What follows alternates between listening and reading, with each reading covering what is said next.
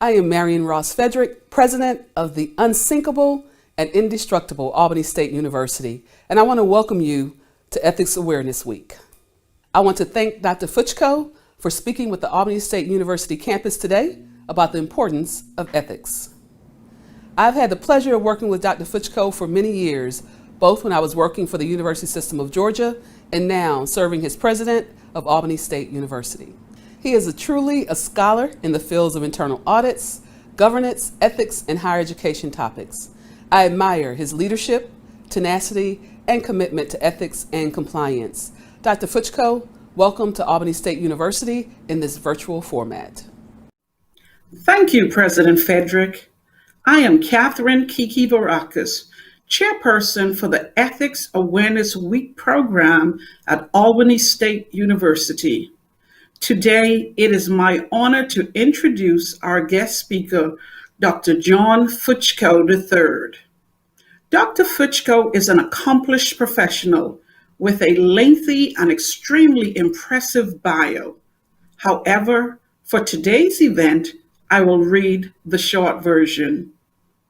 Dr. John M. Fuchko III is the Vice Chancellor for Organizational Effectiveness for the University System of Georgia, where he oversaw the comprehensive administrative review and the following units: strategic implementation, accreditation support, intercollegiate athletics, compliance and ethics, enterprise risk management, and other system initiatives. John volunteers with his church, various nonprofits, and is a lieutenant colonel promotable in the Georgia Army National Guard. John earned his undergraduate degree from Kennesaw State University, a MBA from Georgia State University, a Master's of Strategic Intelligence from the National Intelligence University, and a doctorate in education from the University of Georgia.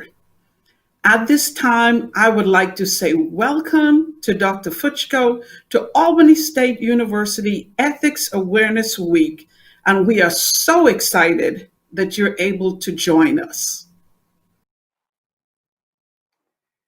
Great. Good afternoon, everybody. And I'd like to first start off with thanking President Frederick and Ms. Kiki Varakis and to the Planning Committee for the honor of speaking with all of you today.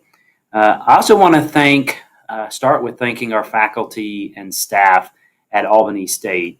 You always deserve gratitude and thanks, but particularly now. We know that health and safety in these times requires vigilance and a good example, and your behavior certainly models that for your students. It also, though, requires student success on this campus at Albany State requires faculty and staff engagement. And I've spent a lot of time, even as a student, visited Albany State on more than one occasion, and then certainly in my various roles at the system. And one of the hallmarks, one of the things that's always struck me about Albany State is just how engaged so many of the faculty and so many of the staff are with the students. And that's what makes such a difference. We know that academically, we know that from a scholarship perspective, but it's palpable. You can feel it when you're on the campus. So thank you for that. Finally, let me add a thank you to those of you watching today, participating, who are veterans or families of veterans. I'm a veteran myself, and I know that it being Veterans Day, veterans get a lot of thank you, but let me also, I can tell you that veterans can't do what they do without family support, without the support of their employer, and without the support of their community. And so you fall into one of those categories, and certainly thank you for that. I just mentioned modeling good behavior, and as some of you know, you got the short version of the bio, but the longer version of the bio includes we have 12 children, my wife and I do, and 6 boys, 6 girls. It's a great mix. The oldest just got engaged, and the youngest is was born, I think they call it the palindrome or something, but it was February 2nd of 2020 this year. So he's coming on 9 months. And every once in a while, I don't have a lot of time where I'm listening to the radio, but sometimes when I do, there's a song that's called Watching You. And there's a line from that song that says, "I've been watching you, Dad. Ain't that cool?" Some other stuff. "I want to be like you."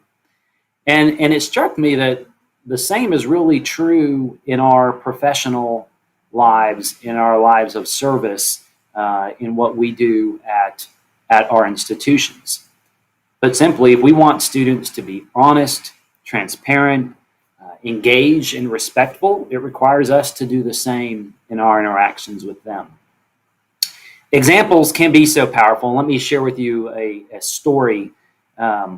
As Catherine mentioned, I served in the National Guard. I've been in the Guard, I guess, going on 20 years now. And recently assumed the role of the Senior Intelligence Officer for the Georgia Guard. And as a part of that process, one of the things that I do when I take over leadership of a new unit or division is to meet with as many of the soldiers and officers and any civilians who may be assigned as I can, just to kind of set initial expectations, but really to learn about them and who they are and what they're about.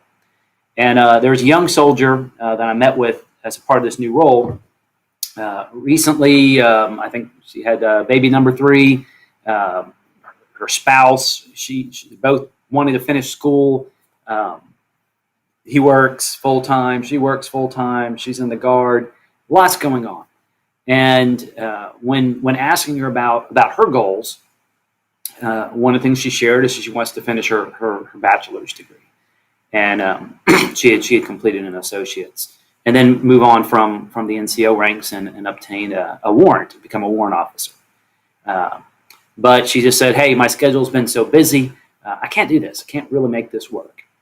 And so I shared a story with her about my spouse. And when Cherie, so Cherie and I both went to Kennesaw State undergrad, and Cherie went on to get her master's in public administration at Kennesaw. And the first class of her first day back in school, this time as a graduate student, she wasn't feeling that well, and she went next door, and I think she threw up and passed out. And thankfully, woke back up, and that's how she found out she was pregnant with JJ, with her second child. But she pushed on through, and she made it work. She got it done, and interestingly enough, when she finished her master's, when she got hooded for that, she was great with child for our third child with Hannah. And while she was doing that, I was working full time and working on my MBA and earning my commission in the Army National Guard. And I just shared that story, and I talked to her about some of the things that we did to work together to make it happen. And I kind of nudged her a little bit. And I just said, if we can do it, I know you can do it. I know you and your spouse working together can absolutely make this work. And she came up to me several months later, and she said, that stuck with me, and we've had the conversation, and I'm going to do it. I'm going to go back to school, and I'm going to make this work. Now, that's not a story about me. It's not a story about my spouse as much as it's a story about the importance of example, that when people see you set an example, they will follow it. They'll follow it whether it's good, or they'll follow it whether it's not so good. But it is this is the power of example, and it's the power that you bring to the institution in what you do every day. And it certainly then is incumbent, I think, upon all of us, not just to set that example of going to school and getting done what you need to get done, but it's also about setting an example of what the right thing to do is.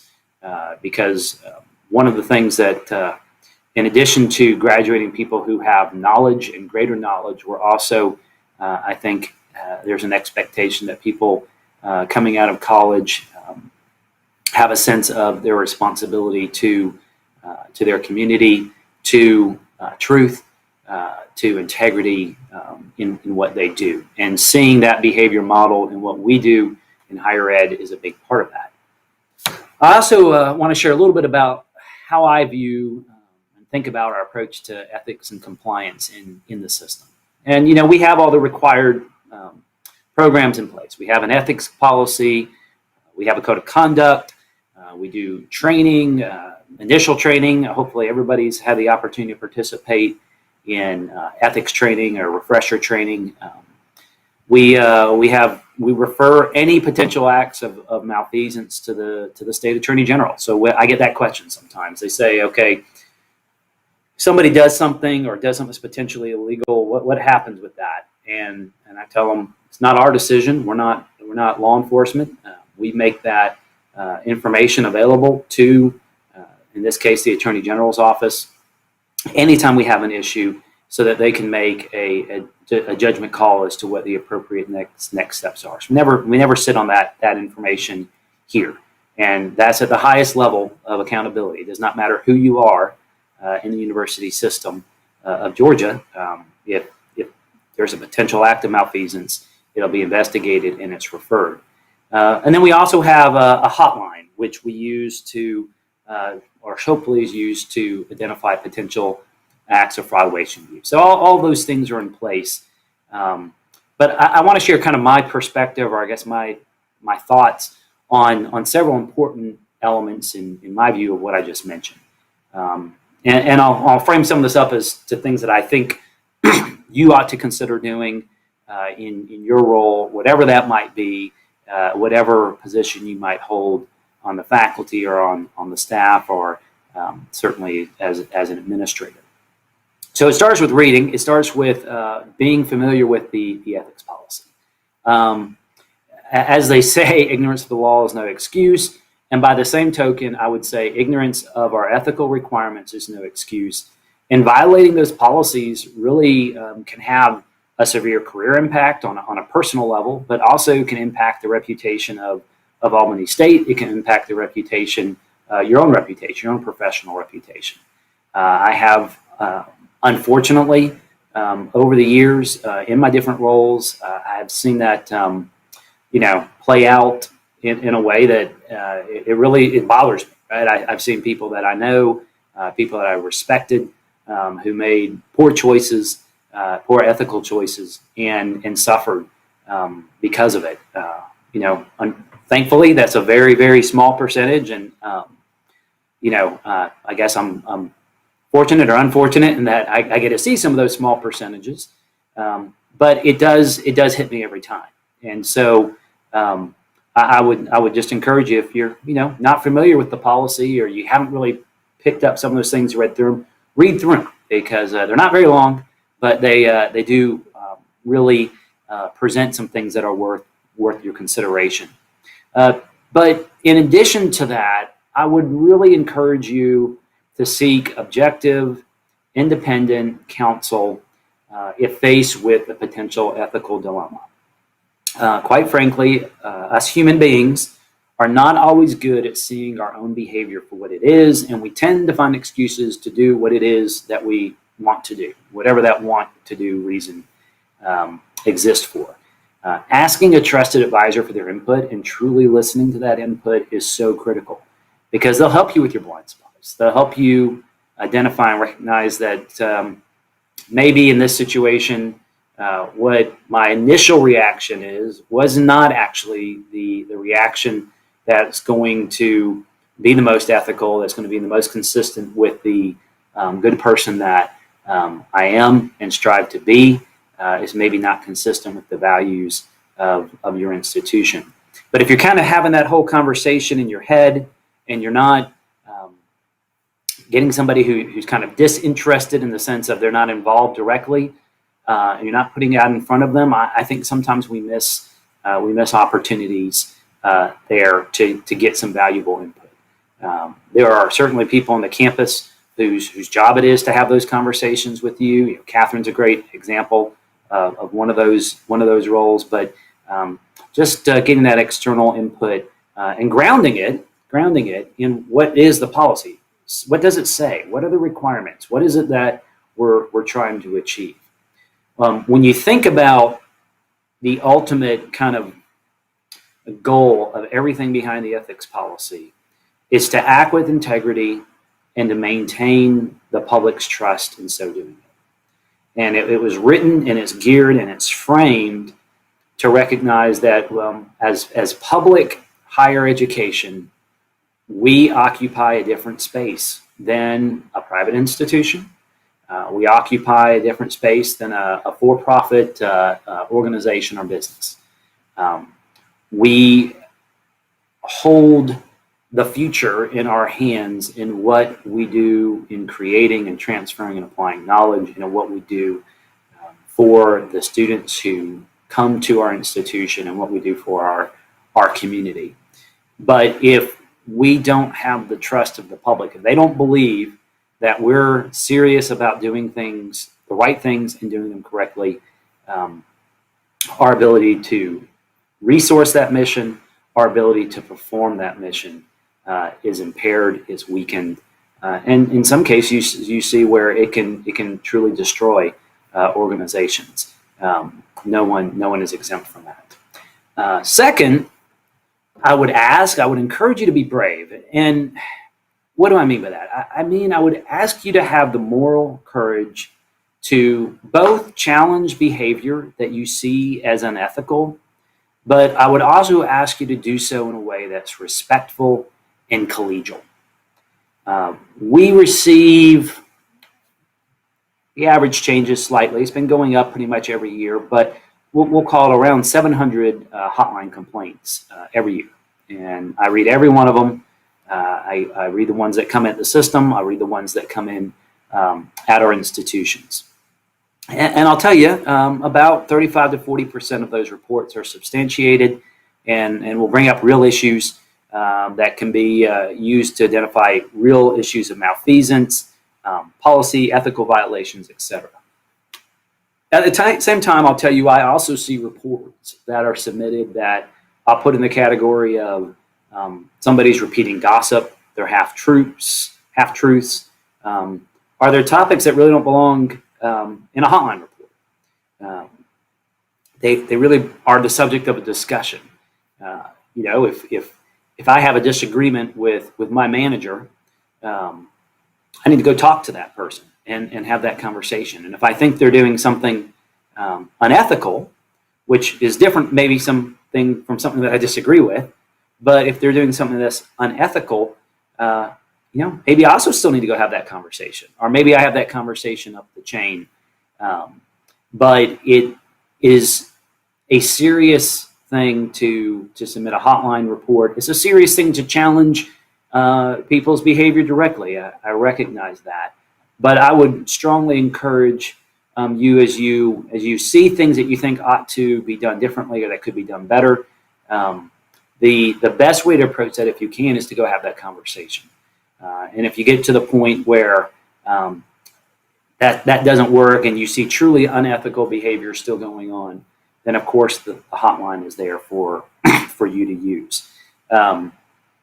But I know when I say that requires courage. It is a hard thing to go have that conversation with another person, particularly if that person maybe is a superior in your management chain, and to challenge them on behavior. And so I would conversely challenge those of you in participating today who do manage, who do lead organizations, that it's helpful to create a space and create an environment in which those conversations can be had. One of the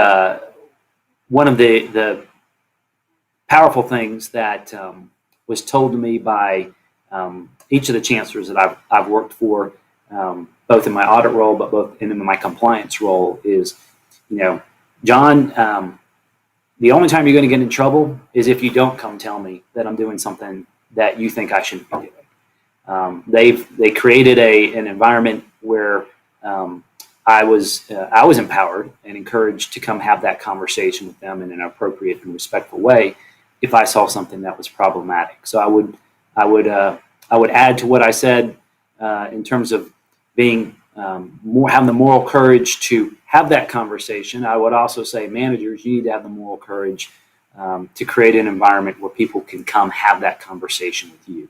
That can lead to uncomfortable situations, but it also will lead to growth, personal growth, ethical growth as a person and as a leader.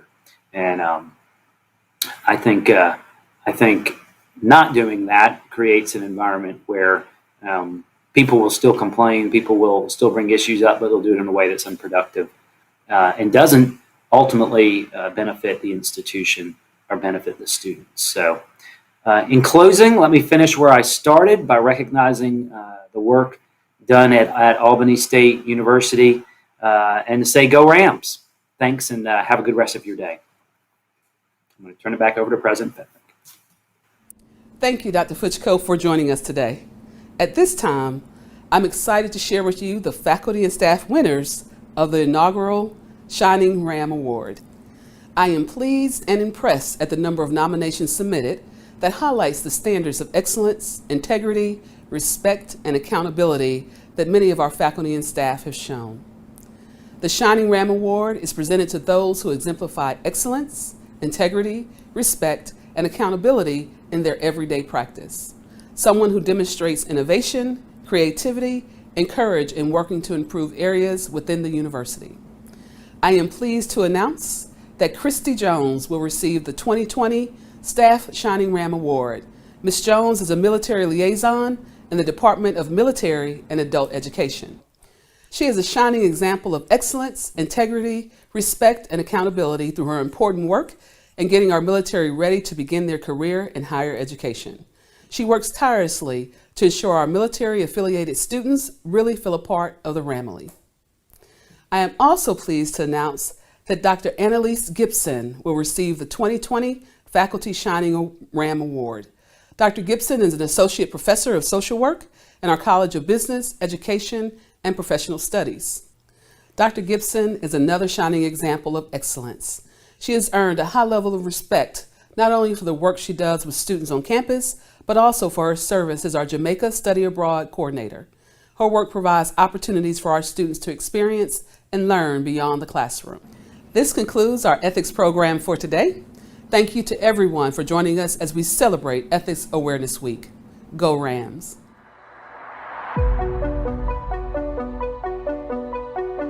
We are a university of amazing differences.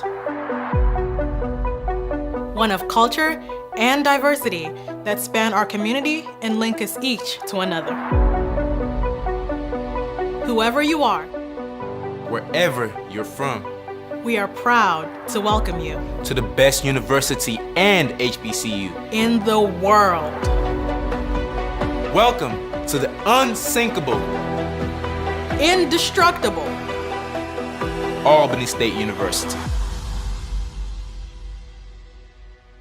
I chose ASU mostly because of its affordability. I would have all these amazing research opportunities with wonderful professors, and I would also have access to clubs and organizations that would enhance me both professionally and personally. Finding all of that in such an affordable place, in such a beautiful location, was unbeatable for me.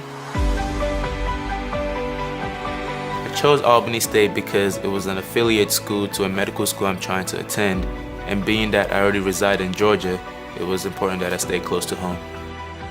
I value being able to do more things in more fields than people expect you to, because that way when you go into a professional setting, when you go into just a regular societal setting, you have a much bigger advantage, and ASU gives you that, having such broad opportunities. My major is biology with a concentration in biotechnology, and the thing I like most about my major is the fact that you learn things in lab that they're very applicable to the workforce today. Because of the small faculty-to-student ratio, we're able to talk to our professors anytime. It really is a place where the professors do care about you. It's really easy to make friends here, and just having that sense of close-knitness made being at ASU a much smoother transition than I would have had if I was at any other school. I felt like ASU brought me out of my shell. They allowed me to become me. They allowed me to become who I was supposed to be.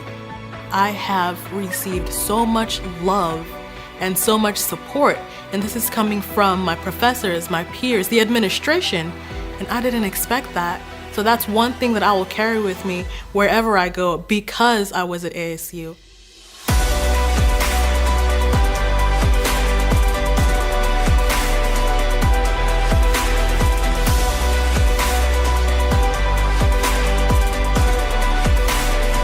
As we showcase this amazing campus of ours, we celebrate all that makes us who we are.